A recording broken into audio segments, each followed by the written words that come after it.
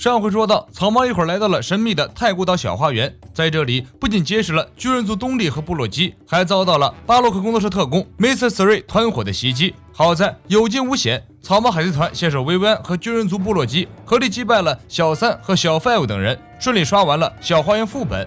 最强打野山治在野区闲逛的时候，偶然间来到了小三的拉油小屋，幕后 BOSS Mr. 0终于要登场了。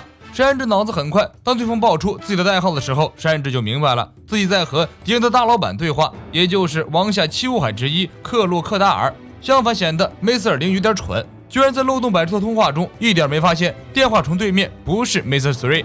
山治反应过来以后，对着电话虫胡诌一通，把Mr. 0忽悠得一愣一愣的。0听说路飞被干掉了，心情大好，下命令让小三直接赶去阿拉巴斯坦会合，自己已经派出东蛙人组去送通往阿拉巴斯坦的永久指针了。山治很开心，真是要什么来什么，大家缺的就是指针。这不，敌人来送装备来了。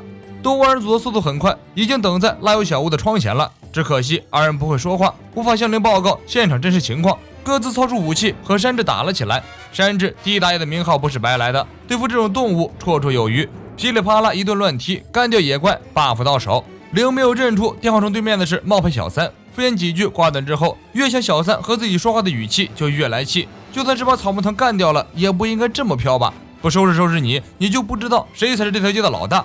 0派出手下联系 Mr. 2， 立即赶去小花园追杀小三，看到小三就给我弄死他，不要让我看到他那张嚣张的脸。部落基以为东利就这么死了，哭得稀里哗啦，眼泪好像暴雨，声音比打雷还猛。尴尬的是，把旁边本来晕倒的东利给吵醒了。东利揉揉脑袋，艰难爬起身，估计是因为两人拼杀的武器经过100多年的高强度工作已经变形腐化了，所以部落基的一招并没有给东利造成致命伤害。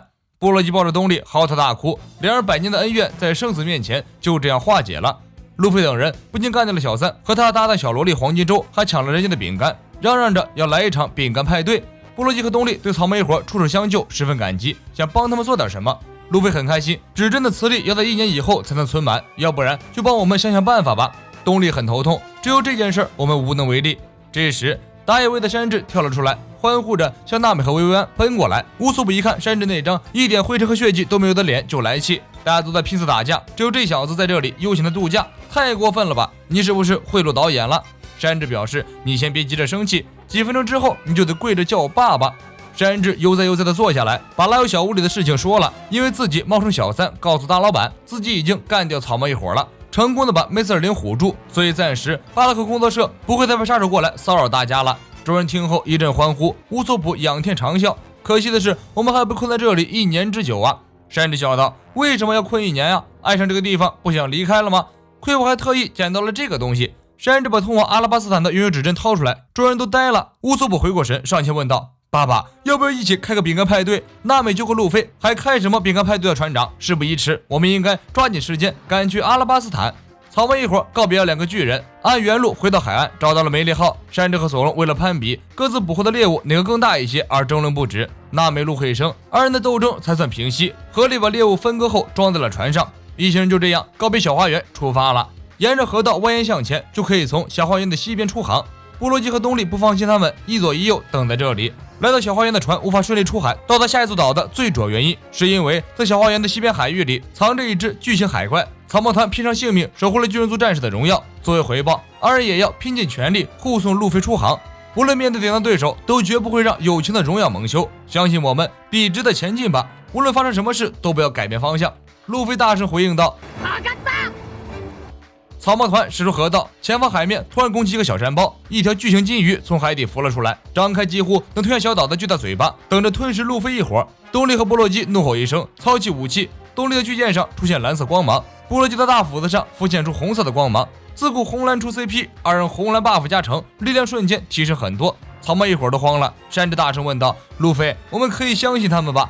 路飞点点头，笔直向前，兄弟们。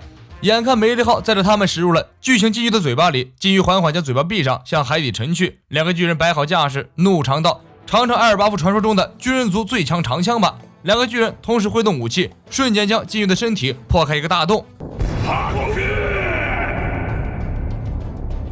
草帽团从大洞中顺利脱险，破浪远航。2个巨人族手中的武器就此报废，宣告二人100年来的决斗到此为止，迎来生命新的篇章。朋友们啊，去吧，向前进。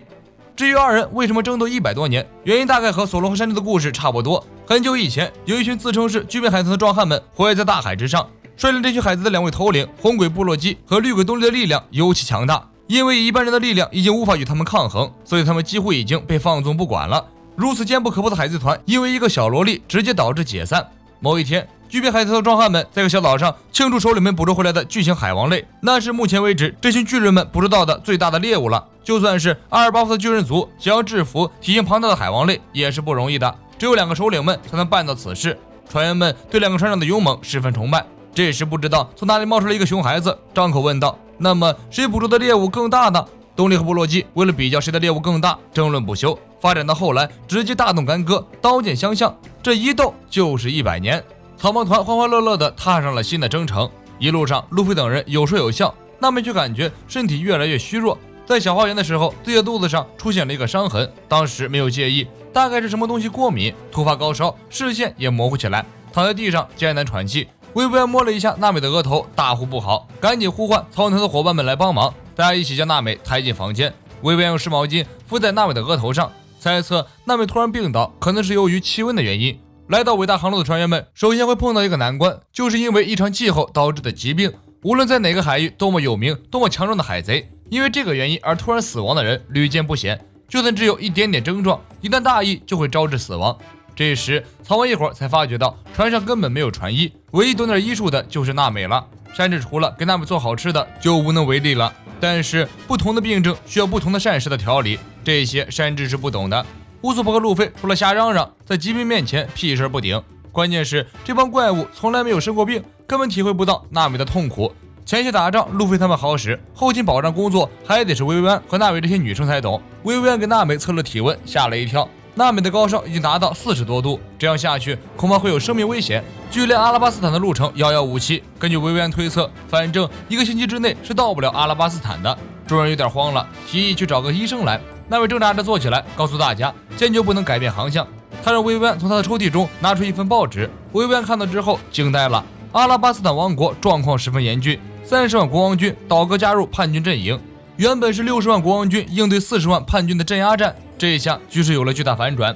阿拉巴斯坦暴动进入了高潮。这份报纸是3天前的，娜美一直没敢告诉薇薇安，现在情况非常紧急，娜美宁可牺牲自己，要把薇薇安送回阿拉巴斯坦。乌索普很担心，你现在正在高烧啊。娜美笑了笑，坚强地从床上爬起来，一副无所谓的样子。那个体温计坏掉了，人的体温怎么可能达到40度呢？